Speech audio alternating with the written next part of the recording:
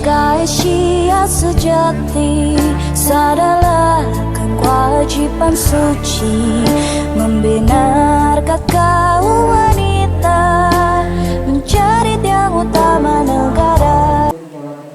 Wassalatu wassalamu ala asrofil anbiya'i wal mursalin wa ala alihi wa ashabihi ajma'in, amma ba'du.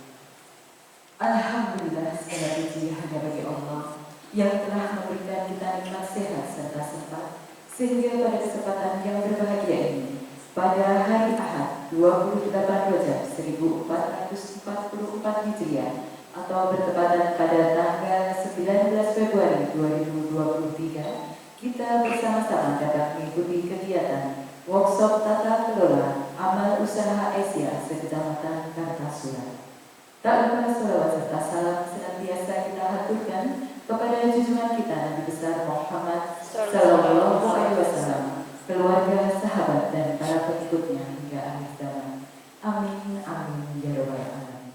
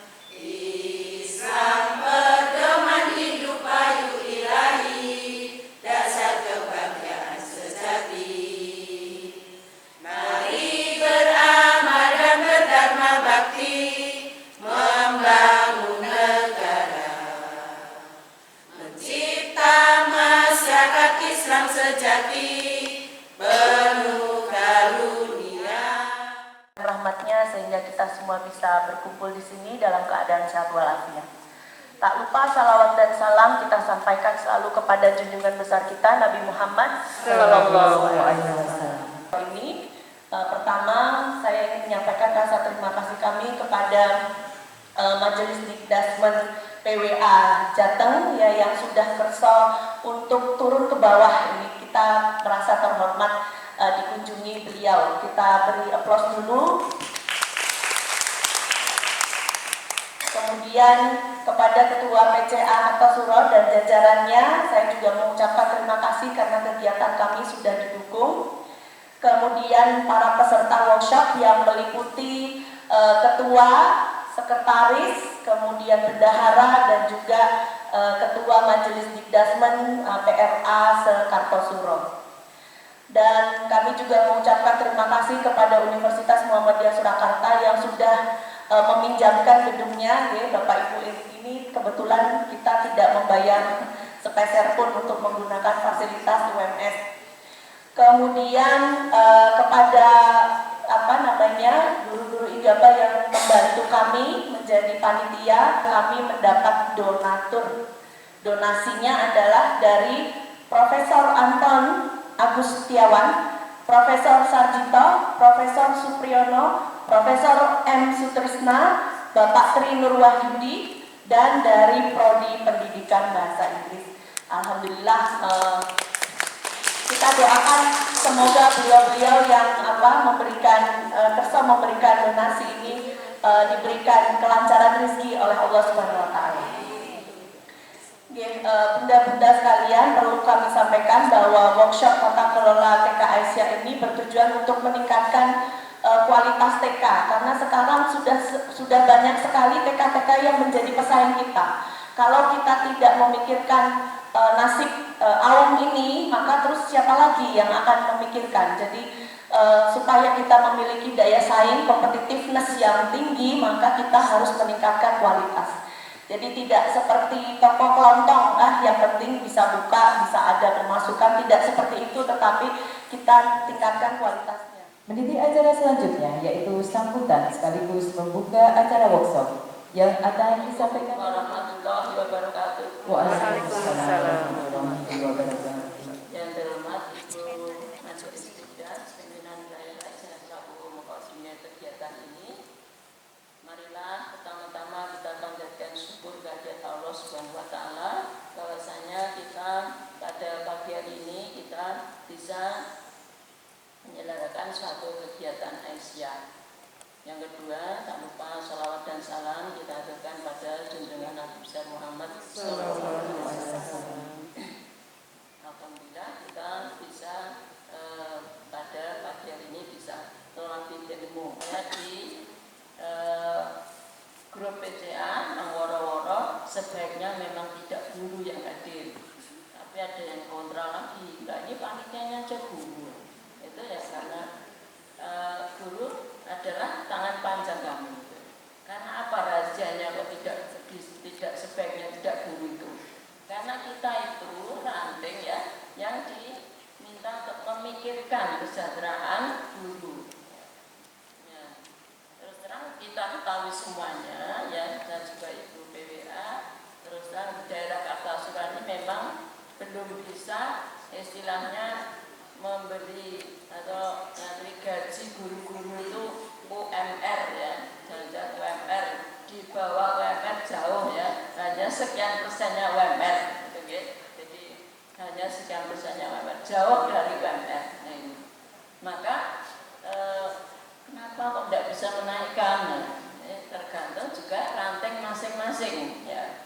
Dananya dari mana? Ya, kalau dananya ya tentu donatur dari masing-masing ranting. Nah inilah, maka tugas pimpinan ranting dan majelis dikdas ya, itu adalah memikirkan kesejahteraan tadi ya. Jadi kalau nanti dinaikkan honornya, kalau kita tidak bisa rutin bagaimana? Pengurus dikdas itu jangan guru, kita memikirkan guru, mengerti rahasia nawak dewi. Bismillahirrahmanirrahim. Salam, mohon maaf yang sebesar-besarnya. Assalamualaikum warahmatullahi wabarakatuh. Bapak Ibu hadirin yang dirahmati Allah, demikian tadi seluruh rangkaian acara pembukaan workshop tata kelola amal usaha Aisyah, pimpinan cabang Aisyah Kartasura. Aisyah, jaya, jaya, jaya. Tepuk tangan Bu. Semoga setelah ini TK-TK Aisyah membawa arah perubahan. Begitu ya. Assalamualaikum warahmatullahi wabarakatuh. Waalaikumsalam warahmatullahi wabarakatuh. Alhamdulillahilladzi arsala rasulahu bil huda wa dinil haqq liyudhhirahu 'ala dini kullihi wa kafa billahi shahida.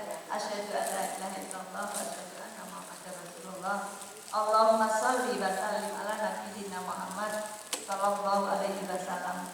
Ibu Ketua Pimpinan Cabang Kartasura, Bu Titi Asmawati, wah ganjai esok Bu Titi Asmawati. Yang kami hormati Ketua Panitia, Kebetulan Masjid Sigasman, PTA Kartasura, Ibu Happy, serta yang istimewa ini ibu-ibu yang cantik, yang cerah pagi hari ini, biru orange, itu warna yang kontras, semangat ya, dan keteduhan. Serta rekan-rekan dari pimpinan wilayah Masjid Sigasman yang saya hormati.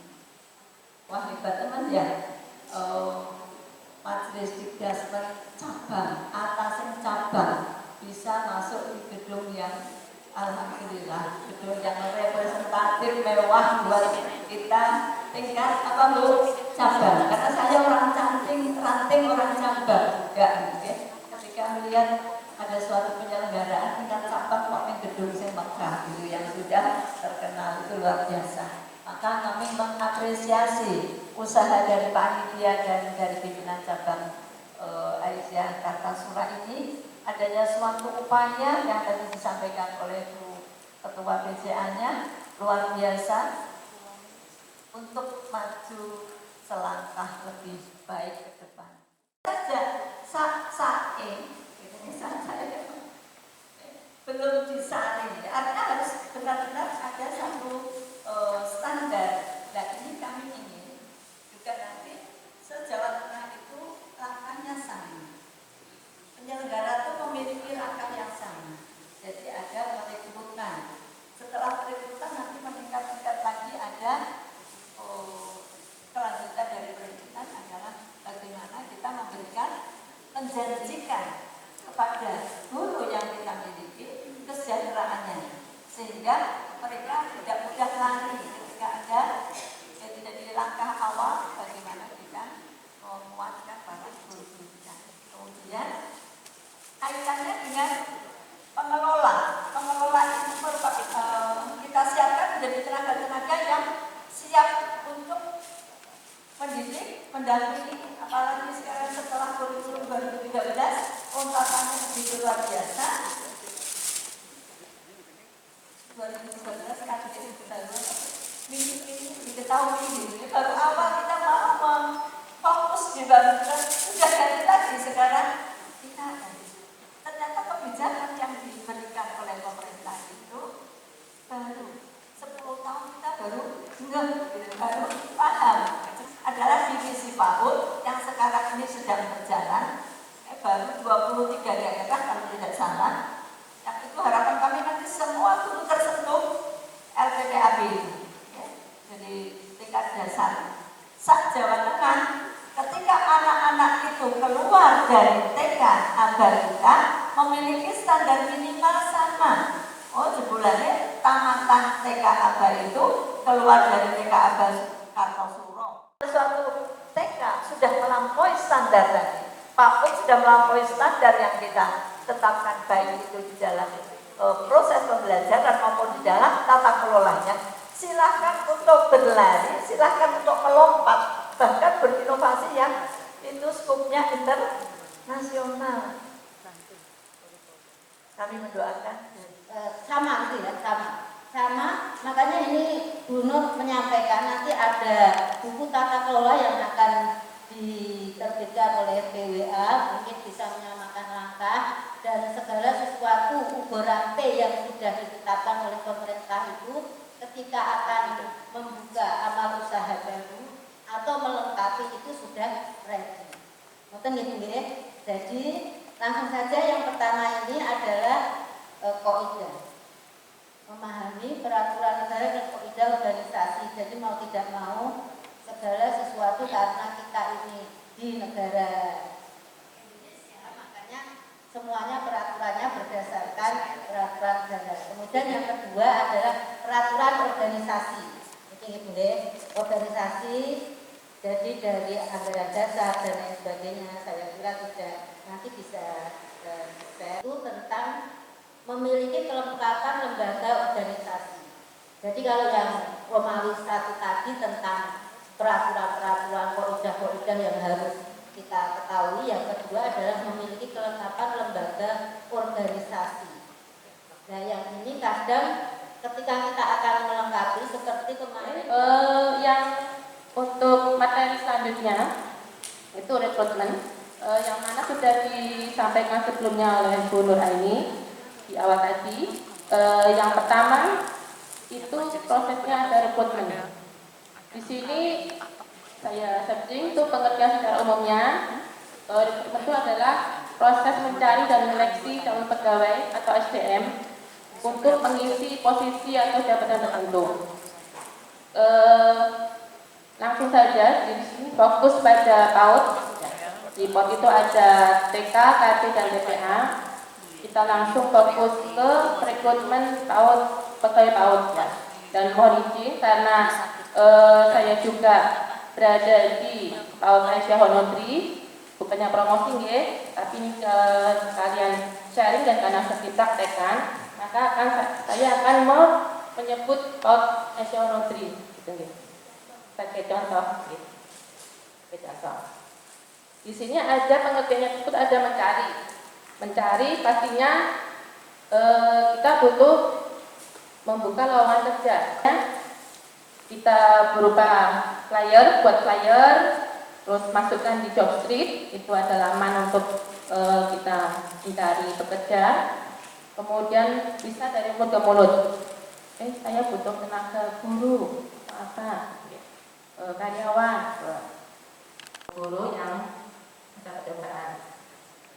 Kemudian untuk gajian itu golongannya pegawai tersebut turun 1 grade dulu. Jadi jika karyawan itu mungkin lulusan SMA, berarti kan 2A, maka akan turun ke 1 jadi 1D. Okay.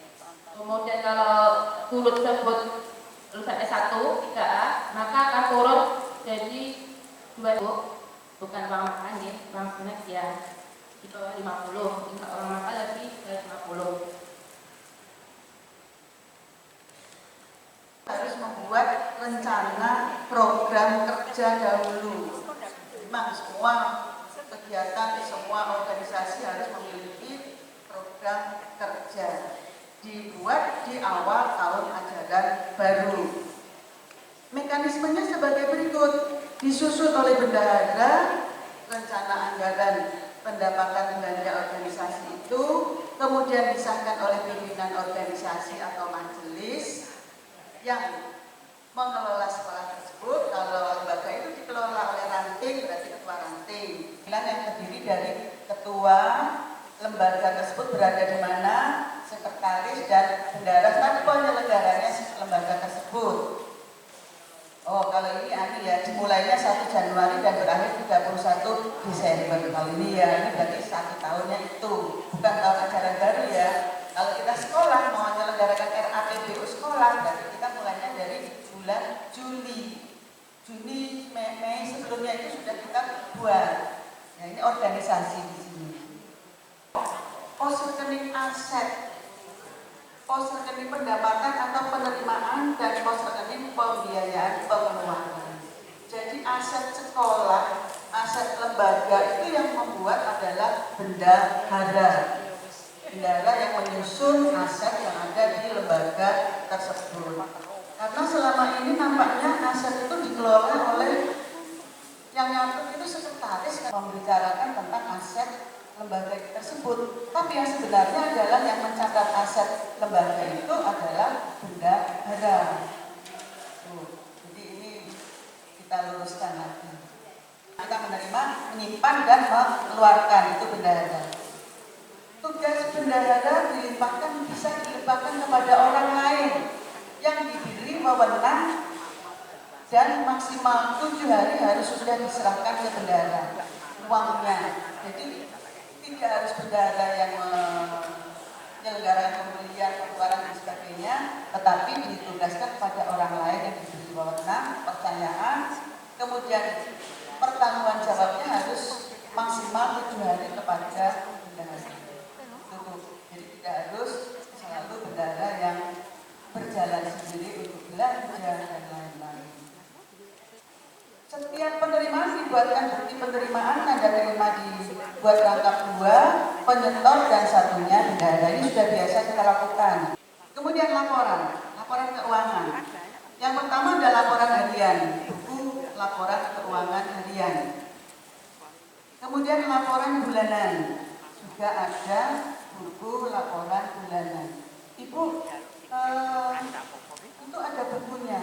Sebenarnya kalau kami dari Kota Semarang itu kita sudah membuat buku bulan harian, buku bulanan, buku tahunan. Tinggal kita memasukkan saja angkanya dan kodenya juga sudah ada. Dan pengeluaran ini maksudnya. Kemudian memindahkan saldo ke buku besar sesuai kode rekening. Berisi laporan aktivitas, laporan arus kas, laporan bulanan, dan posisi keuangan pada akhir periode. Untuk diskusi tanya jawab, ya. Monggo silakan Bu tadi dari Bu Heti ada, Ya, silakan.